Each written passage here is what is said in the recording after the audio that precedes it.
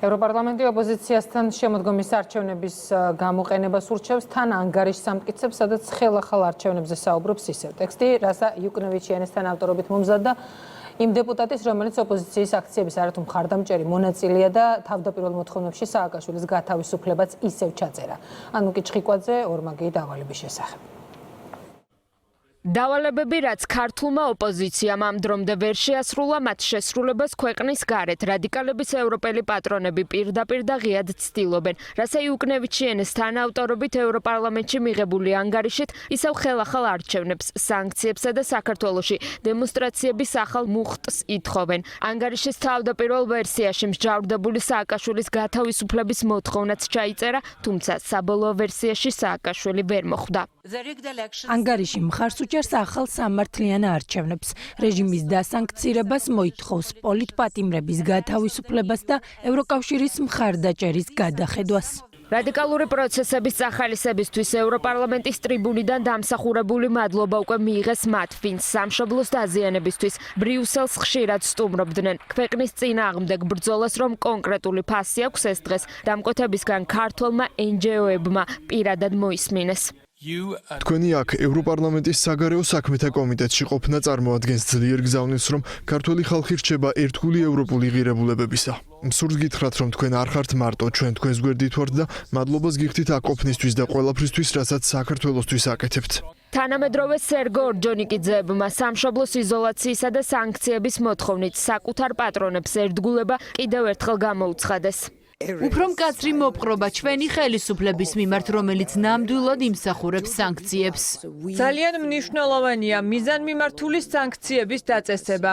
ევროპარლამენტარებს შორის იყვნენ ისეთებიც, ვინც პროექტს მხარი არ დაუჭერეს. მიზეზად პოლიტიკური მიკერძოებულობა დასახელდა, რომელიც ევროკავშირის ფუნდამენტურ ღირებულებებს ცდება. ჩვენ მტკიცედ უარყოფთ საქართველოს შესახებ 2023-24 წლების კომისიის მოხსენების პროექტს. ტექსტი არა მხოლოდ წარმოაჩენს აშკარა პოლიტიკურ მიკერძოებას, ის ასევე შეიცავს რამდენიმე დებულებას, რომელიც სამართლებრივად და ინსტიტუციურად მიუღებელია ევროკავშირის საერთაშორისო სამართლის მიხედვით.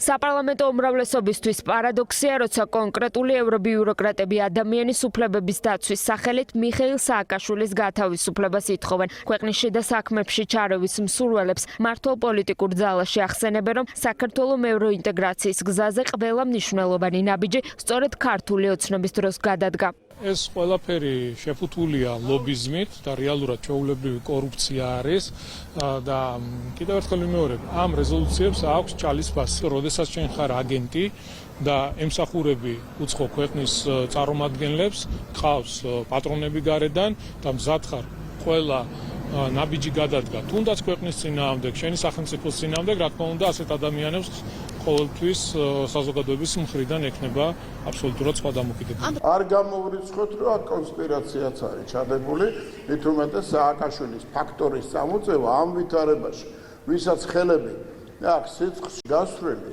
ვინც 20% ტერიტორიებისა ჩააბარა რუსეთს, რასაკვირველია ეს არ არის შემთხვევითი. ხედავთ თქვენ რაღაცნაირად ის ერთი მუჭა რადიკალებიც ამ სირბილს შეწყვეტენ თუ შეამცირებენ რუსთაველზე საღამოობით, იმ წუთას სადღაც მათ დავალების მიმსებთა წიაღში გამოჩნდებიან ადამიანები თუ ადამიანთა ჯგუფები, ვინც ცდილობენ მათი ეს რაღაც აქტიურობა ცოტა მეტად გაზარდონ.ონჯარია გიგაური არ წარმოადგენს საქართველოს. საქართველოს წარმოადგენს 1,120,000 ადამიანი და მის მიერ არჩეული ხელისუფლება. ქვეყანაში მყოფი რადიკალების პოლიტიკური სიცოცხლის გახანგრძლივებისთვის ევრობიუროკრატების მსგავსი არაერთი ანგარიში ახსოვს ქართულ საზოგადოებას. ქვეყნის წინააღმდეგ მომზადებული მორიგი დოკუმენტი ევროპარლამენტის პლენარულ სხდომაზე ივლისში გავა.